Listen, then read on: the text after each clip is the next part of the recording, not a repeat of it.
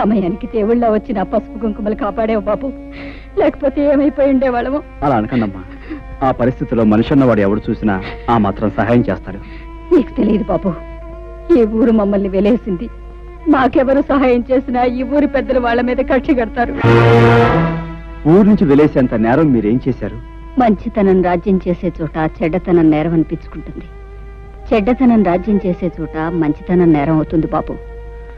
నిజమే, మరీ మంచితనాన్ని ఈ లోకం భరించలేదమ్మా. అందుకే గాంధీని కాల్చేశారు, యేసుని సిలువ వేశారు, అలాగే మిమ్మల్ని వెలివేశారు. మనసు నొప్పించే మా గొడవ ఇప్పుడు ఎందుకులే బాబు. అన్నట్టు అడగటమే మర్చిపోయాను, నీ పేరేమిటి బాబు? హరి. నేను వస్తానమ్మా. ఒక్క క్షణం కూర్చో బాబు, ఇప్పుడే వస్తాను. అమ్మాయి, అమ్మాయి పార్వతే, పార్వతమ్మ తల్లి, నా అల్లుడికి ప్రాణం మీదకి వచ్చిందట్టుగా. ఎట్టున్నాయ్యా? ఇప్పుడు ఆయనకి బాగానే ఉందండి. నా బాబు, నా బాబే, నువ్వా నువ్వా నా అల్లుడిని కాపాడింది? నాయనా, ఆ 7 కొండల వాడు, ఆ అలివేల మంగమ్మ నిన్ను చల్లగా చూస్తారయ్యా. ఏమ కన్న బిడ్డవో, నువ్వు సమయానికి వచ్చి ఆదుకోకపోతే నా బిడ్డ గతి ఏమైపోయేది? చిన్నాడువైనా నీకు చేతులు ఎత్తి దండం పెట్టాలయ్యా. అంత మాట అనుకో. నేను ఏ తల్లి కనబెట్టినైనా నీకు మాత్రం మనవడినే అమ్మమ్మా. ఓరి నీ అమ్మ కడుపు చల్లగా ఎంత మాట చెప్పావురా. వచ్చావా? వచ్చానమ్మా. దేవుడు నిన్ను చల్లగా చూశాడు. తీసుకో బాబు. వద్దండి. తేనువయ్యా. అమ్మా, నేను వెళ్ళొస్తాను. అమ్మ కాసేపు కూర్చోవే. కాసేపు కూర్చోటమేంటే, ఇంటికాడ నీ కూతురు వాళ్ళ అయ్యి కట్టా ఉందని లబోది ఇవ్వని ఏడుతా ఉంటది. ఇప్పుడు నేను వెళ్ళి ఆయన లక్షణంగా ఉన్నాడని చెప్తే అప్పుడు కాస్త కూడదండి. అదేంటమ్మా, అక్కడ బాధపడే కంటే ఒకసారి చూసేచ్చు. అదంతా పెద్ద బాగోతుందిలే అయ్యా. ఎక్కడికే పెడుతున్నావు? అది కాదండి, మా నాన్నగారికి పెద్ద గండం తప్పిందట. ఒకసారి వెళ్ళి పరామర్శించడానికి ముసలు వెళ్ళింది కదా, ఊరంతా కట్టకట్టుకుని వెళ్ళక్కర్లేదు, లోపలికి వెళ్ళి. ఎవరు వెళ్ళినా వెళ్ళకపోయినా కన్న కూతురిగా నేను నిన్ను కట్టుకున్నవాడిని. నీకు ఇప్పటికి 1,00,000 సార్లు చెప్పాను, నువ్వు నీ పుట్టింటికి వెడితే మళ్ళీ ఈ గడప దొక్కాల్సిన అవసరం ఉండదని. రాయుడు వెలేసిన వాళ్ళందరినీ నేను వెలేశాను. నీకు నీ వాడు కావాలో నేను కావాలో తేల్చుకో. బాబు, హరిబాబు, ఈ ఊరు మొత్తానికి నేనే ఏకైక సాకల్ని. రాయుడు గారి బట్టల కానించి పాలేరు రాముడు బట్టల దాకా నేనే ఉతుకుతా. మరి నీ బట్టలు కూడా వేసుకో. అక్కర్లేదు, నా బట్టలు నేనే ఉతుక్కోగలను. పోహారిని బాగా గంజెట్టి ఇస్త్రీ చేసిన పంటలలాగా ఉన్నావు. నువ్వు మనుషుల్నే కాక బట్టలు కూడా ఉతుకుతావా? శబాసానికి రాడు పో.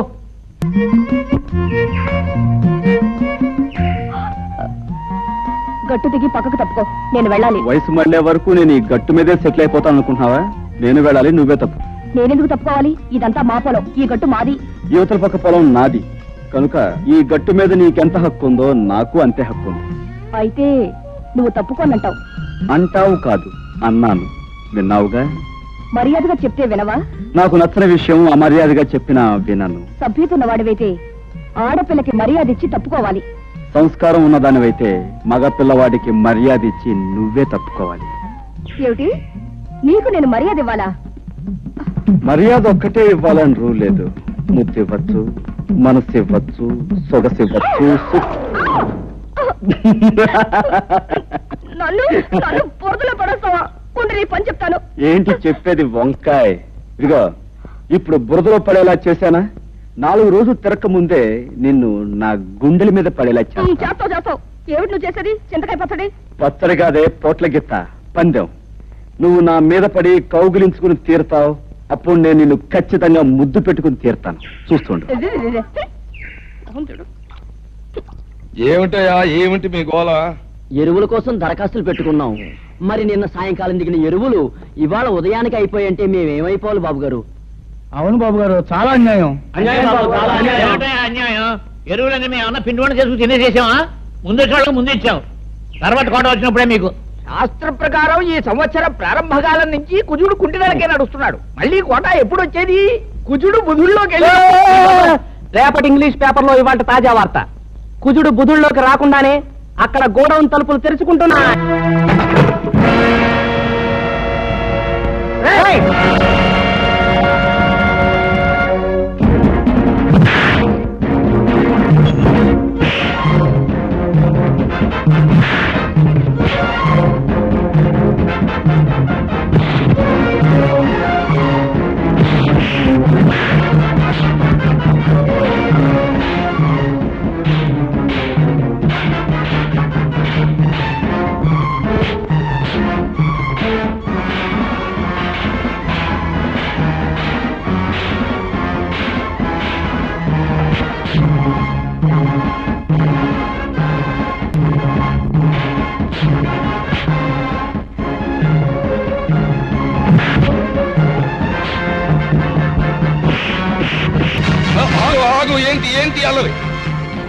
అల్లరి కాదు రాయుడు గారు, మీ ఆధ్వర్యంలో జరిగే అన్యాయాన్ని అరికట్టే కార్యక్రమం. ఏంటి నా ఆధ్వర్యంలో అన్యాయమా? నాకే అర్థం కావట్లేదు. మీకు అర్థం కాకపోవచ్చు, కానీ లింగానికి పూర్తిగా అర్థమై తీరాలి.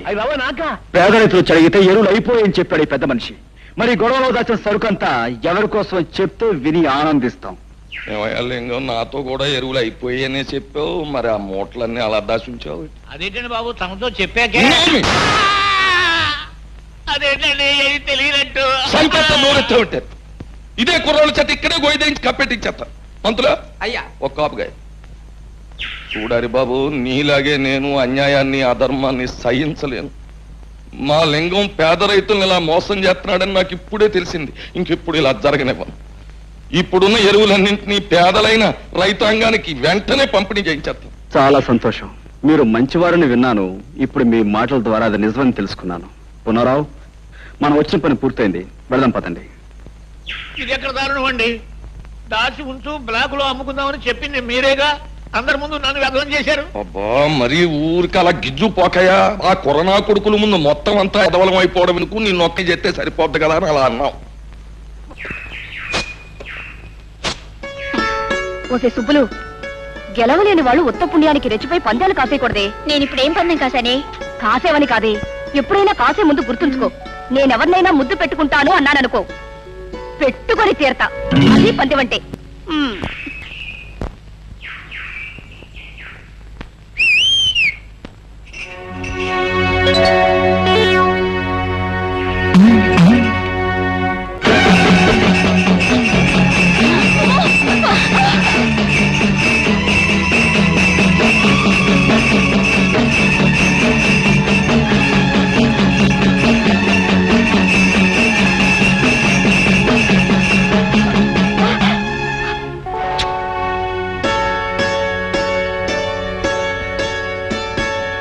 ఇప్పుడేమంటావు? చెప్పడమే కాదు, ఏదైనా సరే చేసి చూపించడం మనకు అలవాటు. అర్థమైందా? సరేలే, పెద్ద మొనగడుగు బయలుదేరు.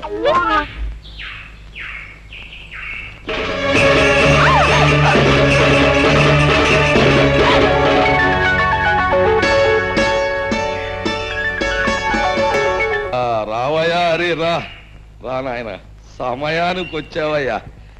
ఈయాళ మా పంచాయతీకో గొడవ ఒకటి వచ్చింది, చిత్రమైన గొడవ. మరి నువ్వు చదువుకున్న ఓడివి, పట్నం తెలివితేటలతో ఆ గొడవను మరి ఎలా ఎడగొడతావు? గొడవేటో చెప్పు పంతులు. అదే ఇదిగో మంగమ్మని చాలా పేద పిల్ల, దీన్ని పెళ్లి చేసుకుంటానని మాట ఇచ్చి అదిగో ఆ గోపయ్య చాలా తీశాట. దాంతో శాస్త్రం ప్రకారం దీనికి నెల తప్పిందట. కానీ దానికి నాకు ఏ సంబంధం లేదు. ఆ తల్లి కావడానికి కారణం నేను కాదు. కావాలంటే ఏ దేవుడి మీద పడితే ఆ దేవుడి మీద కొట్టు నీ అబ్బాయి గోల్ చేస్తా. అది మరి ఎలా ఎడగొడతావు? ఎడగొట్టు. ఏమయ్యా, నిజంగా ఆ పిల్లకు నీకు ఎలాంటి సంబంధం అంటావా? మా అమ్మతోడు, మా అబ్బతోడు, మా తాతతోడు, దానికి నాకు ఏ సంబంధం లేదండి. దాన్ని చూసిందే ఇప్పుడు, ఇంక దానికి నాకు సంబంధం ఏంటండి బాబు? అబద్ధం బాబు, వాడు చెప్పేదంతా అబద్ధం. ఆ పోలేరం శేషిగా నన్ను పెళ్లి చేసుకుంటానన్నాడు బాబు. నోర్మై, అయితే ఆ పోలేరమ్మని సాక్షికానికి తీసురా. ఏమయ్యా రే, నువ్వేమంటావు? నా వల్ల కాదండి. ఈ అమ్మాయి చెప్పే మాటకు సాక్ష్యం లేనప్పుడు ఆ అమ్మాయి కడుపులో ఉన్న బిడ్డకు ఇతరే తండ్రిని ఖచ్చితంగా చెప్పలేం. కనుక దీనికి ఎలా తీర్పు చెప్పాలో నాకు అర్థం కావటం లేదు. రండి. కుర్రతనం, తన అనుభవం ఏం సరిపోద్ది ఇలాంటి గొడవలు ఎడగొట్టడానికి? బోలే పిల్ల చూడు, ఇప్పుడు ఆడి బాబు గురించి నీకు తెలుసునో లేదో నిప్పు ఎప్పుడు కోసేసినా సరే ఆడ అబద్ధం ఆడదు. మరి అలాంటి కుటుంబంలో పుట్టాడు, ఆడ అబద్ధం ఆడతాడంటే నేను నమ్మను. మరి నీకంటావా నీ చరిత్ర ఏటో నాకు తెలదు. కాకపోతే నీకు నేను చేసి ఉపకారం ఏంటంటే కాస్తో కూస్తో ఉన్నాడిని ఈ రకంగా అల్లరి పెట్టి ఏ ఎకరమో అరెకరమో సంపాదిద్దారనే యదో ప్రయత్నం నువ్వు చేసినందుకు మాత్రం నీకు నేనేం జులమాన వేయడం లేదు. నీ కడుపులో బిడ్డకి తండ్రి ఎవడో ఊరు వదిలేసి దేశం మీద పడి ఎత్తుకో, వెళ్ళిపో.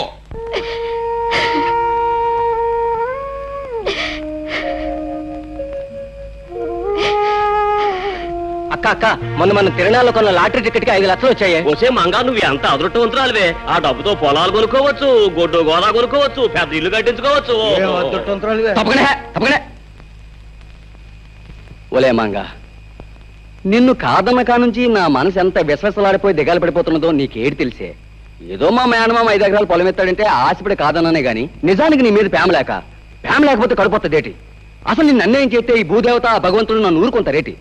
నీ కడుపులో బిడ్డ నా బిడ్డే, నువ్వు నా మడిచివే. అప్పుడు ఆ 5 లక్షలు కూడా నీవే కదూ గోపయ్య. ప్రజలారా, వీళ్ళ సంగతి మీకు తెలిసిందే. మంగ కడుపులో ఉన్న బిడ్డకు గోపయ్య తండ్రి నిరూపించడానికి నేనే ఈ లాటరీ నాటకం ఆడాను. డబ్బు మీద ఆశతో అందరి ముందు నిజం ఒప్పున ఈ గోపయ్యకు శిక్ష ఏమిటో మీరే చెప్పండి. సరే, ఇప్పటిదాకా ఈ గొడవ నువ్వే ఎడగొట్టుకొచ్చావు గనక ఆ తీర్పు కూడా నీ నోటితోటే చెప్పేయి. ఓ మంచి ముహూర్తానికి ఈ పెద్దలందరి ముందు మంగ మెడలో ఈ గోపయ్య తాళి కట్టి తీరాలి. లేకపోతే ఈ ప్రజలందరి చేత ఇతర కాళ్ళు చేత. బాబు బుద్ధి వచ్చింది, మీరు ఎప్పుడు కట్టమంటే అప్పుడు మంగ మెడలో తాళి కట్టేస్తాను. నా గ్రామ ప్రజలారా, మన ఊరు పుట్టాకి ఏళ తనకు పెద్ద పండగ రోజు. ఏం చేతంటే మన హరిబాబు తన బుర్రతోటి ఒక గొప్ప నిజాన్ని బయటెట్టి మరి ఆ అమ్మాయి జీవితాన్ని నిలబెట్టాడు, కుర్రోడికి బుద్ధి చెప్పాడు, వాళ్ళను ఇంటోళం చేశాడు. అంచేత పోబోతున్న మాతరం కంటే 100 ఏళ్ళు బతకవలసిన కుర్రాడు ఇప్పుడు గ్రామంలో ఉన్న సమస్యలన్నీ పరిష్కారం చేసి గ్రామంలో న్యాయాన్ని ధర్మాన్ని నిలబెట్టవలసిందిగా కోరుతూ ఈ కుర్చీలోకి వచ్చి కూర్చోమని, ఈ దండాన్ని తీసుకోమని మీ అందరి తరఫున కోరుతున్నాను. హరిబాబు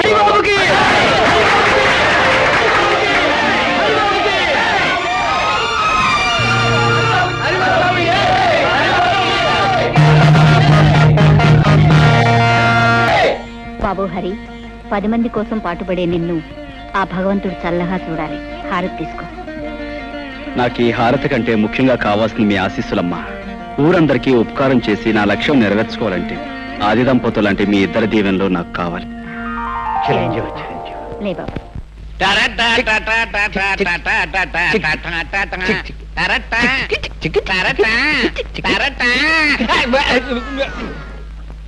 ఏవో చలపతి, ఇవాళ పొద్దున్న టిఫిన్ జరపకొచ్చేది శాస్త్ర ప్రకారం కాఫీ టిఫిన్ లాగా అయ్యి ఉంటుంది. అదేం కాదయ్యా, పొద్దునే మా అమ్మ నష్టపడలేకొచ్చాను. రామ రామ రామ సీత, రామ రామ రామ సీత, రామ. దేవుడు కూడాడా, దెయ్యం పట్టిందా, ఏమిటి అవతారం? రాత్రి పుచ్చుకున్న నాటి ఇంకా దిగలేదేమో. నీకేం పోయే కాలం వచ్చిందిరా? ఆ చేతుల్లో నీవు తీసుకెళ్లి పెరగదొడ్లో పారేసి అదే చేతితో కాఫీ టిఫిన్లు పట్టుకురా. రామచంద్ర ప్రభు, నన్ను వెళ్ళండి. ఇది కళా నిజమా? మధ్య మాంసాదులే తల్లిదండ్రులుగా భావించే ఇతను ఇలా తయారయ్యేదేమిటి? పెద్ద పులికి మీసాలు తీసేసి పంగనామాలు పెట్టినట్టుంది. ఎలా చూడడం ఆయన ముఖం? మతులు పోయి మాట్లాడకండి నాయనలారా. ఈ వేళ నుంచి మనందరం దైవభక్తులు, ఆధ్యాత్మిక చింతనలు పవిత్రంగా గడపాలి. అయ్యా, ఈ విషయంలో మమ్మల్ని వదిలేయండి. కాదు నాయన, ఈనాళ్ళు మనం స్వల్పమైన సుఖాల కోసం, ఆస్తుల కోసం, పదవుల కోసం పాకులాడాం. ఊరు బాధ్యతనంతా యువకుడైన హరికి అప్పగించేశాక ఇక ఈ శేష జీవితాన్ని రామనామ స్మరణలో గడపాలి అని నిర్ణయించుకున్నా. ఈ నిర్ణయం స్కీమింగ్ మంచిదే, నేను వస్తాను. ఉండు, ఇవాళ పొద్దున్న మా ఆవిడ అవుతానండి, నేను వెళ్ళాలి. 12వ మైకి పెళ్లి ముహూర్తం పెట్టాలి. ఆగండి, ఒక్క అడుగు కూడా ముందుకు వెయ్యడానికి వీల్లేదు నాయనలారా.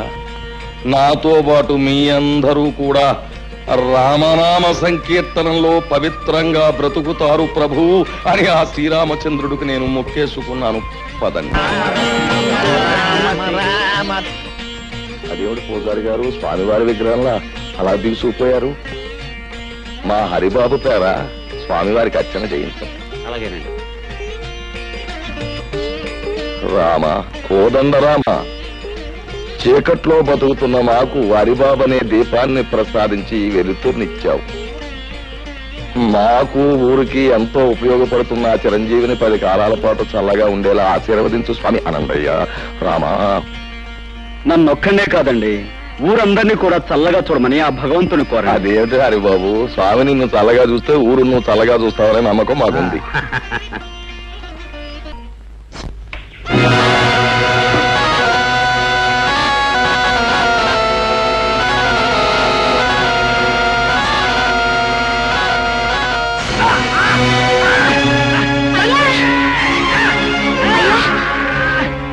ఏమైందయ్యా? అయ్యో, మా ఆయన పాము కట్టేసింది. రక్షించండి బాబు, రక్షించండి బాబు. ఏంటమ్మా, ఏం జరిగింది? మా ఆయన పాము కట్టేసింది.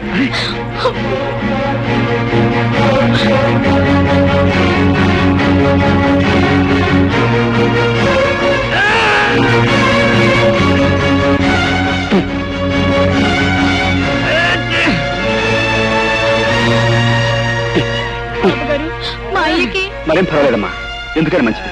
బ్రహ్మగారి ఇంటికి తీసుకెళ్తే ఆయన ఏదైనా పసుముందు వేస్తారు. రండి. పొద్దున్నే ఆ వీధుల వెంట వెళ్ళడం ఏమిటి, ఆ కుక్కలు అరవడం ఏమిటి, ఆ పిల్లలు రాళ్ళిచ్చుకుని కొట్టడం ఏమిటి, ఏమిటి మనకి కర్మ? పోలేండి, పొద్దున్నే గుళ్ళు గోపురాలంటూ తిరిగినా రాత్రి అయ్యేసరికి మందు స్కీమింగ్ లోనే ఉన్నాం కదా.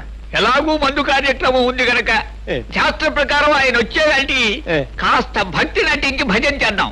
అమరపడిపోతాడు జీవి. రామ రామ రామ సీతా, రామ రామ రామ సీతా, రామ రామ రామ సీతా, రామ రామ రామ సీతా. చాలా సంతోషం. మీరు అలా భక్తి పారవశ్యంలో చెలరేగిపోతుంటే ఈ సీతారాములు ఎంత ఆనందిస్తారు. కానీ రామ భజనకు పద్ధతి ఉంది. దయచేసి భక్తులంతా తివాసి మీద ఆశీనులు కండి. ఇవాళ తివాసి సెటప్ అనుకుంటాను. అది రాముడు, ఆ పెట్టి తీసి ఎవరి వాళ్ళకి అందించి.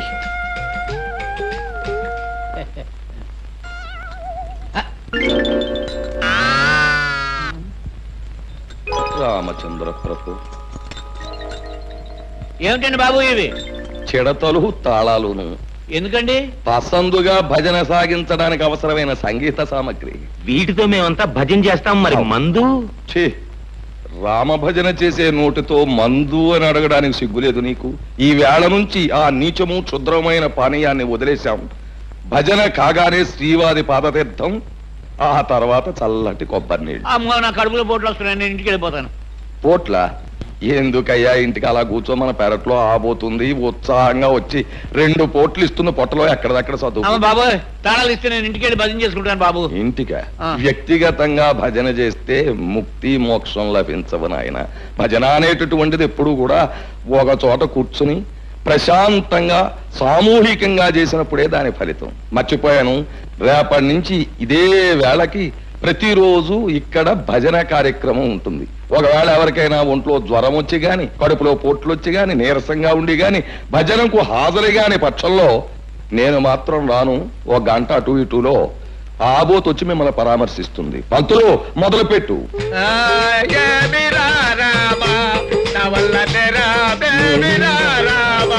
కార్యక్రమం ఉంటుంది. ఒకవేళ ఎవరికైనా ఒంట్లో జ్వరం వచ్చి గాని, కడుపులో పోట్లు వచ్చి గాని, నీరసంగా ఉండి గాని, భజనకు హాజరు గాని పక్షంలో నేను మాత్రం రాను. 1 గంట అటు ఇటులో ఆబోత్ వచ్చి మిమ్మల్ని పరామర్శిస్తుంది. పంతులు మొదలుపెట్టు.